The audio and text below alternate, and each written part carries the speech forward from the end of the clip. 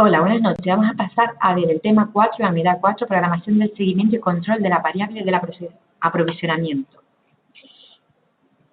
Primero empezaremos con el proceso de aprovisionamiento. Consiste en comprar los materiales necesarios para la actividad de la empresa, ya sea para producir y para vender, y almacenarlos mientras se inicia cada proceso de producción o comercialización. Objetivo es suministrar, importante, suministrar el departamento de producción todo lo que sea necesario para poder fabricar y para que el departamento de venta venda los productos que se comercializa, además de organizar diferentes existencias. Se encarga de este proceso el departamento de compra o aprovisionamiento, ¿vale? Entendemos que este departamento se encarga de suministrar y organizar. El departamento de compra o aprovisionamiento. Y las funciones de aprovisionamiento, ¿cuáles serían? Las más importantes serían tres. Las compras, almacenamiento y gestión de inventario.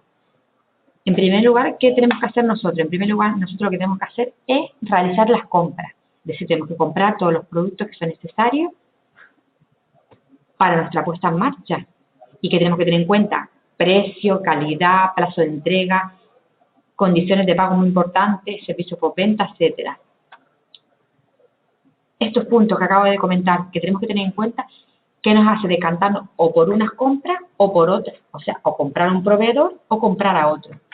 Luego, en segundo lugar, tendríamos la función, para la función de aprovisionamiento tendríamos que tener un almacén, que hay que tener un almacén para guardar lo que hemos comprado, hasta que se pueda producir o hasta que lo necesitemos. En tercer lugar, tendríamos gestión de inventario, que sería determinar cantidad de existencia que se tienen que mantener y el ritmo de pedidos para cubrir necesidades.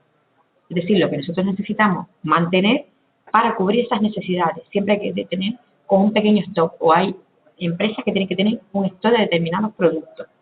Entonces, el ciclo de una empresa productora sería importante: compras, existencia, producción, existencias y venta. Vale, nosotros compramos existencia, producimos existencia y vendemos. Y luego el ciclo de una empresa comercial sería compras, existencias y venta, ¿vale? No aparecería ni producción ni existencia, sino compras, existencias y venta. Luego, vamos a hablar de existencias, conceptos y tipos. También se denominan a la existencia stock o inventario, sobre todo conocido por stock. Entonces tenemos que depende de las características de la empresa, se pueden determinar diferentes tipos de existencia. Depende en el momento y de la posición del ciclo de producción. Tendríamos, por ejemplo, materias primas. ¿Qué serían materias primas? Aquellas que mediante la transformación o elaboración se destinan a formar parte de los productos fabricados. Por ejemplo, necesitamos la harina para hacer el pan.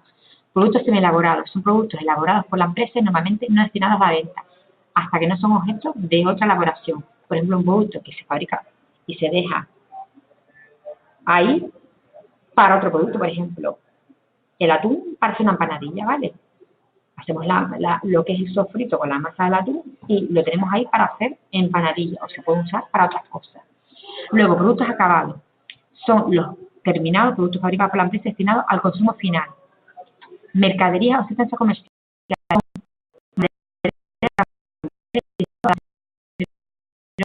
Sin transformación. Por ejemplo, pues nosotros tenemos un bar y compramos la bebida, ¿vale? No lo transformamos, sino lo compramos para su posterior venta o comercialización. Y otro aprovisionamiento son los elementos que incorporables, por ejemplo, combustible, recambio, debemos comprar un recambio, un material de oficina, etcétera. Y por último tenemos los subproductos. Son de carácter secundario o accesorio respecto a la fabricación principal. Tendríamos los residuos, se obtienen al mismo tiempo que los productos, pueden ser vendidos, utilizados en servibles y materiales recuperados. Se pueden reutilizar después de la producción. Por ejemplo, un producto que lo recogemos en el supermercado, lo recogemos en el supermercado y lo volvemos a utilizar. Luego, importante, vamos a hablar del diagrama de flujo. Importantísimo, es la representación gráfica del flujo o secuencia de rutinas simples. Vale, lo que tienen que saber es esto. Diagrama de flujo, perdón, es la representación gráfica del flujo o secuencia de rutinas simples. Es una representación gráfica que desglosa el proceso y es una herramienta que se realiza para entender y comprender las diferentes fases de cualquier proceso y su funcionamiento. Luego, para realizar el diagrama de flujo se utilizan estos simbolitos que se utilizan para distintas formas de interpretación a través de dibujitos, de símbolos y transmiten una indicación de lo que se quiere representar. ¿Cuál es nuestro objetivo al hacer un diagrama de flujo? Es útil para analizar el proceso actual, para que podamos proponer mejoras, conocer clientes, proveedores, etc. ¿Vale? Ese es el objetivo. Se hace una reunión en la empresa y con ese diagrama de flujo lo pueden entender todos los que van a esa reunión y lo pueden comprender y se puede proponer mejoras, conocer otros clientes futuros, etcétera. Y luego, ventajas. Por ejemplo, sería ayuda a las personas que trabajan en el proceso a entender el mismo, a representar el proceso de una manera objetiva, que cada persona se sitúe dentro del proceso, etcétera. Y elaboración. Importante saberse los pasos de la elaboración de un diagrama de flujo. Y serían, primero, se nominan los miembros del grupo de trabajo que deberán elaborar el correspondiente diagrama de flujo en el estudio, en el proceso en estudio. Luego, se realizan una serie de reuniones para ir realizando la elaboración de la representación gráfica del proceso. Tercero, los datos son obtenidos a través de un continuo planteamiento de preguntas a los miembros del grupo. Se empieza a preguntar a los compañeros o a los trabajadores de cada departamento una serie de cuestiones que nos ayuden a hacer el diagrama de flujo. Luego, en cuarto lugar, se compone una serie de mapa mental que ayuda a tomar decisiones. Mapa mental con estas simbologías. Luego, en quinto lugar, confeccionar una tabla de símbolos estándar. Y en sexto lugar, empezar dibujando el diagrama de flujo más general para luego ir a la parte más importante. Vamos de la parte más general a la parte más importante que queremos resaltar. ¿Y qué hace? Se suele incorporar imágenes que ayuden a visualizar. Este, por ejemplo, sería un tipo de diagrama de flujo. Es un poco complicado, pero bueno, una empresa más pequeña se puede hacer un diagrama de flujo menos complicado. ¿Vale? Saberse las fases. Primero, definir el proceso y concretar su alcance. Inicio y final. Representar las etapas intermedias y su relación. Proceso actual. Documentar cada una de estas etapas con el responsable, el proveedor, el cliente. Analizar el proceso actual desde el punto de vista deseado. Proponer alternativas y definir las nuevas etapas y sus relaciones. Y por último, representar el diagrama del nuevo proceso e indicar las diferencias con el actual. El nuevo con las diferencias con el anterior. Y hay una serie de reglas para hacer el diagrama de flujo. Por ejemplo, usar una simbología simple, consensuar el diagrama antiguo con el nuevo y analizar las implicaciones colaterales de los cambios introducidos. Vamos a introducir una mejora o unos cambios y qué, o sea, las daños colaterales, ¿no? Implicaciones colaterales podrán tener. Luego vamos a pasar a las aplicaciones informáticas y gestión de proveedores. Aquí aparecen las TIC, que es Tecnología de Información y Comunicación. ¿Y cuáles serían las TIC más conocidas? Correo electrónico, página web, sistema de gestión de clientes, ahora mismo el WhatsApp. ¿Vale? ¿Qué hace? Las TIC nos permite mejorar la situación financiera, la logística y la distribución, los recursos humanos y la producción y los procesos. ¿Vale? Esto nos ayuda a mejorar las TIC. Por tanto, aunque sea una empresa pequeña, a tener unos servicios básicos de las TIC que tenemos que tener: correo internet, correo electrónico, perdona, conexión a internet, correo electrónico, etcétera, dominar un poco internet, un poco de páginas web, ¿vale? Ahora vamos a pasar a los ratios de control. Lo más importante que quiero que sepan son ratios financieros que miden el número de rotaciones por periodo de tiempo.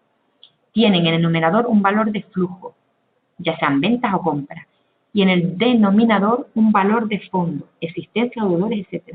De esta forma exponen la eficiencia con la que la empresa administra sus activos para generar ventas.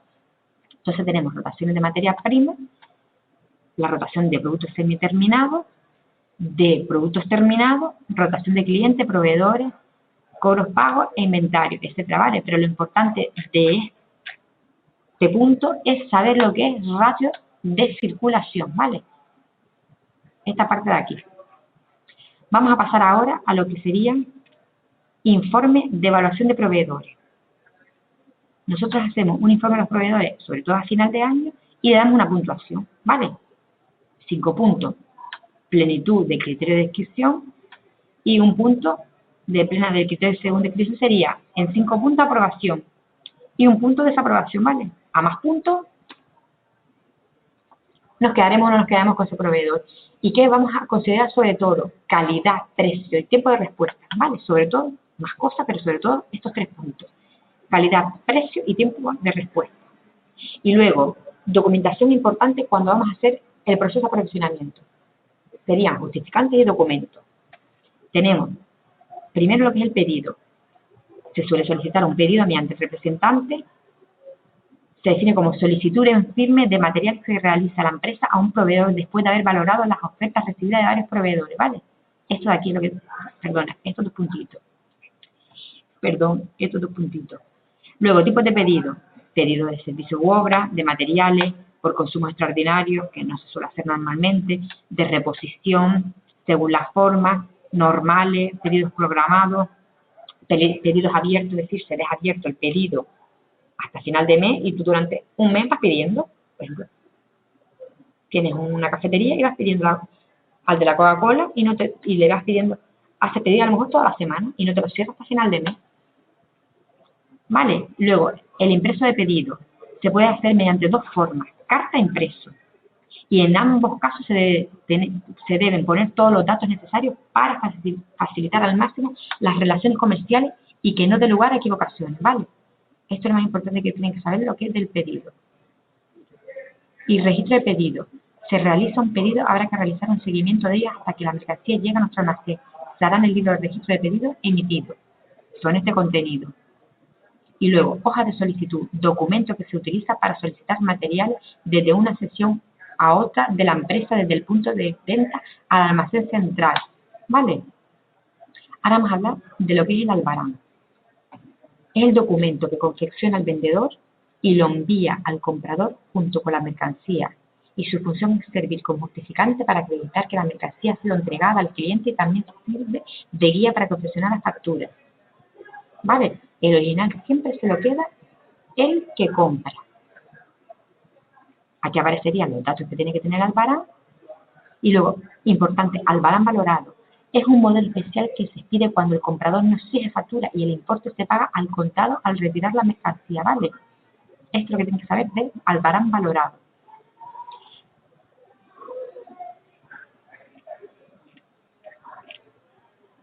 ¿Vale? Esto es lo más importante. Hay que tener también un registro y control de la mercancía para que no haya errores. Por ejemplo, errores, falta de artículo, daño o rotura, etc. Luego, factura. Es el documento que acredita legalmente la operación de compraventa o prestación de servicio y se confecciona partiendo de los datos que figuran en el pedido y en la copia del albarán que acepta el comprador. ¿Vale? Eso es lo más importante de la factura. Aquí aparecen los datos que tiene que tener una factura y hay que saber qué es expedición, copia, conservación y registro de factura. Se expedirán en el acto o bien en el plazo de 30 días desde el devengo de último día del mes cuando se factura por mes. ¿Vale? El vendedor debe expedir un original de una factura pudiendo expedir un duplicado cuando concurra varios destinatarios o por pérdida de original, pero tendrán que venir la expresión duplicado. Si se pierde una factura, nos traería otra factura, pero aparecería duplicado. Deben conservar la copia de la factura durante 6 años. Importante, conservar la copia de la factura durante 6 años. Y si adquiere bienes de inversión mueble, durante 15 años. Y los empresarios profesionales sujetos a IVA deberán llevar 2 libros de registro. Libro de registro de facturas emitidas y el de facturas recibidas. Vale, vamos a hablar de los conceptos incluidos en la factura. Los gastos de compra, porte, transporte, seguro, envase, embalaje y descuento comerciales. Descuento por cantidad, descuento, por ejemplo, comercial será por pronto pago, descuento financiero, ¿vale?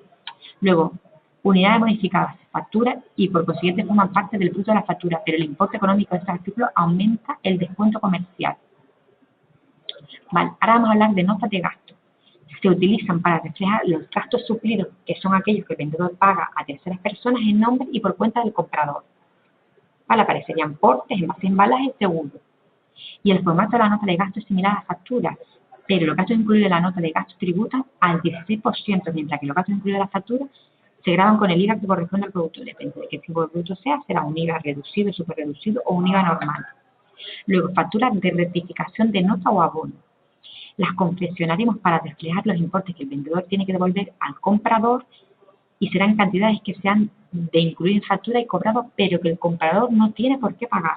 ¿Vale? Casos en que se hace nota de abono por devolución de mercancía, de embalaje, para ahorrar el descuento por volumen de operaciones, cuando se detectan errores después de que nos haya venido la factura. ¿Vale? Y luego, vamos a hablar de esta normativa por encima, tampoco es muy importante. No es importante, no, es importante, pero que no es muy importante para este tema.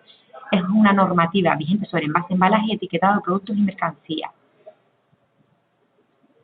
Igual que cuando tú compras un producto que vas a consumir, o sea, que vas a comer, que tiene que pasar una serie de procesos sanitarios.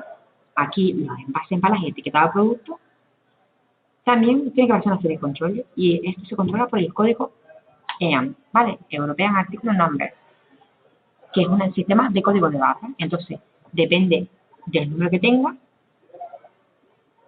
aparece el código del país, el código del producto y el dígito de control, ¿vale? Esa es la numeración. También aparecen las instrucciones de uso, fecha de caducidad o consumo preferente. Y luego, requisitos que debe cumplir el embalaje. Lo pongo, pero esto no es muy importante, ¿vale? Esta parte no va a entrar, que sería, si lo quieren leer, requisitos que debe cumplir el embalaje, recomendaciones sobre las paletas. Aquí lo más importante que quiero que se sepan, que no me acuerdo si lo puse en el cuestionario, es algo, no sé si me acuerdo si fue el más embalaje o las dimensiones de la paleta. Solo hay una cuestión aquí que puse en el test de autoevaluación que es la que se tienen que saber, pero por lo demás no es muy importante, ¿vale? Si lo quieren leer, las excepciones a la norma general, la estructura de cómo se tiene que cargar, cómo se tiene que colocar y recomendaciones para logística. ¿Vale? Beneficios del empleo de la ficha logística, etcétera. ¿Vale?